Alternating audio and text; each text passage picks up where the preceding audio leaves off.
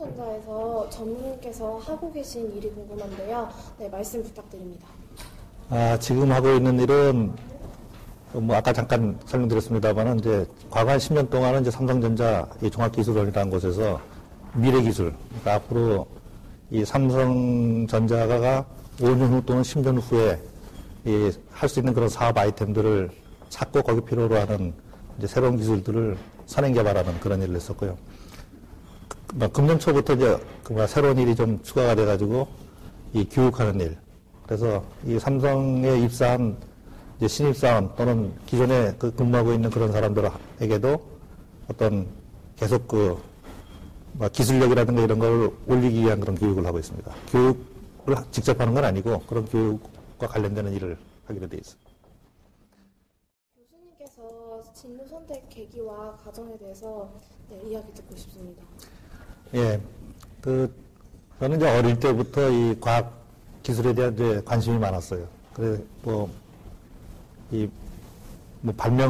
재밌는 발명 얘기라든가 이런 책들도 많이 읽었었고, 근데 어느 날 이제 중학교 때인가 이 학교 게시판에 이 컴퓨터가 찍은 그림을 이제 누가 붙여놨더라고요. 그러면서 이제 앞으로 미래 이쪽에 일을 할 사람들은 어느 학교 진학해달라 그런 이제 안내판이 붙었었는데, 그때 이제 컴퓨터에 대해서 굉장히 많은 관심을 갖고, 이게 앞으로 좀 도움이 될 것 같구나 그런 생각을 했었어요. 그러다가 나중에 이제 중학교 졸업하고 이제 고등학교 졸업하고 대학 들어갈 때 드디어 이제 나의 이제 꿈을 이룰 수 있겠구나. 그래서 그쪽 분야 쪽에 대한 이제 전공을 이제 선택을 했던 거고요.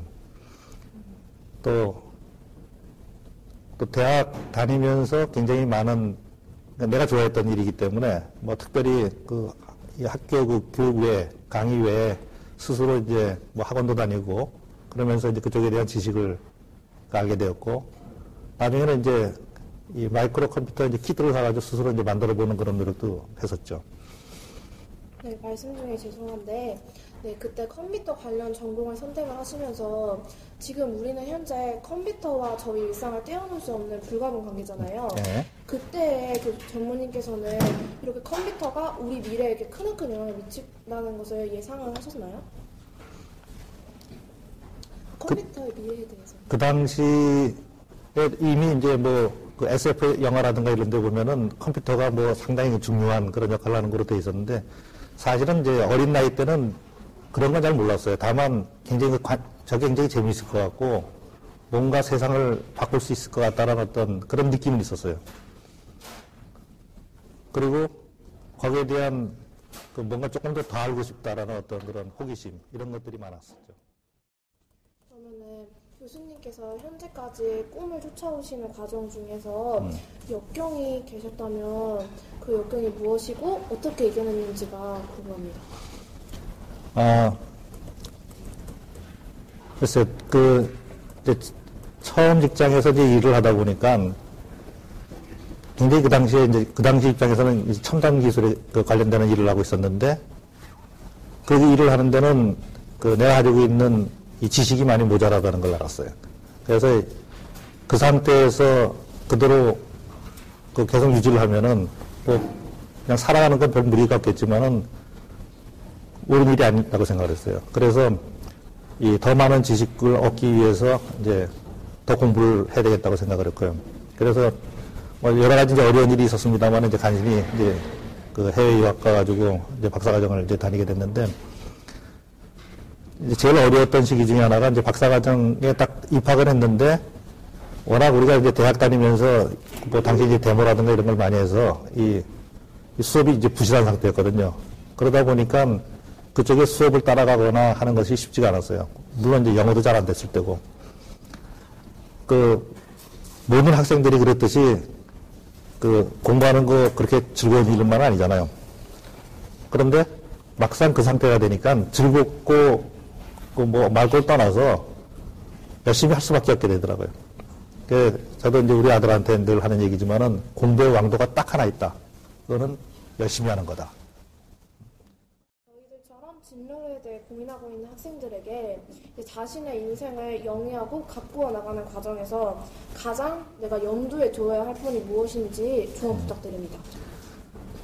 이 전공을 정하거나 자기 그 진로를 정할 때 제일 중요한 건 뭐냐면 자기가 잘할 수 있는 일을 하라. 그게 첫 번째 조언이고요. 자기가 잘할 수 있는 일이 뭔지 잘 모르면은 자기가 좋아하는 일을 하라.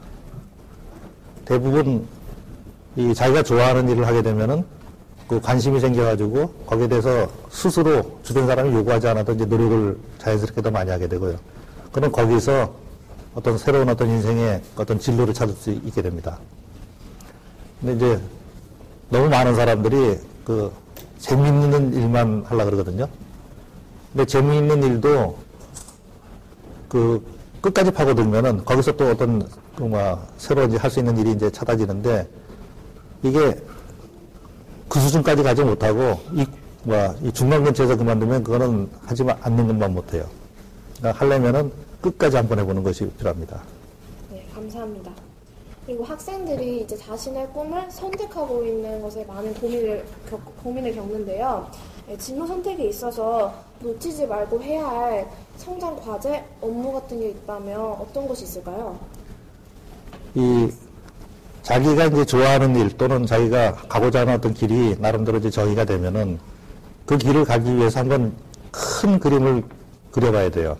그러니까 그건 1년, 2년이 아니고 10년, 어쩌면 20년, 30년 정도의 어떤 큰 그림을 놓고 그 길로 갈 때 어떤 장애가 있을까를 나름대로 이제 예측을 해봐야 됩니다. 예를 들어 내가 그 가고자 하는 길을 가는데 내가 갖고 있는 이제 어학 능력이 모자라겠다. 또는 내가 갖고 있는 어떤 수학적인 능력이 모자란다. 아니면 내 성격이 너무 얌전해가지고 그 일을 하기가 어렵다. 이런 나름대로 어떤 문제들이 이제 나오기 시작할 거고요. 그랬을 때 그 문제들을 하나씩 극복을 하다 보면 언젠가는 자기가 원하는 그 길에 도착하게 됩니다. 사실은 성공의 정의가 궁금합니다. 그 부분은 참 어려운 질문인데요. 글쎄요, 맨 마지막에 이제 죽기 바로 직전에 자신의 인생을 반추해가지고 이 정도면 괜찮다라고 생각할 수 있으면 그게 아마 성공일 것 같은데, 그까지 가서 결정하는 건 너무 어려울 것 같고, 자기 스스로 생각해서 만족하면 그게 성공입니다. 어떤 분은 이 사회적인 어떤 성공, 그러니까 예를 들어 재산을 많이 불려야 되겠다라고 해서 이제 끝없이 가는 분이 있거든요. 근데 어느 정도 선에서 만족할 수 있으면 그게 성공인 거고요.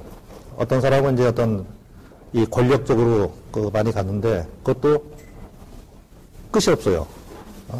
끝이 없는데 그 끝까지 가고 싶어 하는 사람도 있을 거고, 중간 정도에서 만족할 사람도 있을 거고, 하여간 자신이 만족할 수 있는 정도의 수준이면 그게 일단 성공이라고 봅니다. 손흥민 교수의 인생 교훈이 인터넷에서 화제였습니다. 예, 사람들이 많이 겪는 선택의 상황에서 자신의 경험에서 체득한 이제 이럴 때는 이런 선택을 하라, 이런 조언이 사람들의 가슴에 많이 와닿았는데요. 예, 전무님 본인께서 이제 인생을 살아오시면서 한 가지 크게 느끼시고 있는 청소년들에게 해줄 수 있는 인생 교훈이 있다면 무엇이 있을까요?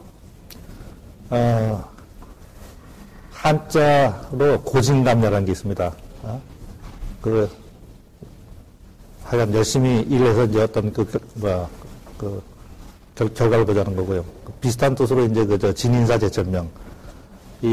본인이 할 수 있는 모든 노력을 다 하고 난 후에는 이제 하늘의 뜻을 맡긴다는 거거든요. 그러니까 무엇을 하든 간에 최선의 노력을, 자기가 할 수 있는 최선의 노력을 다하고 나서 그 다음은 이제 하늘의 뜻을 기다린다. 그런 뜻이 되겠습니다.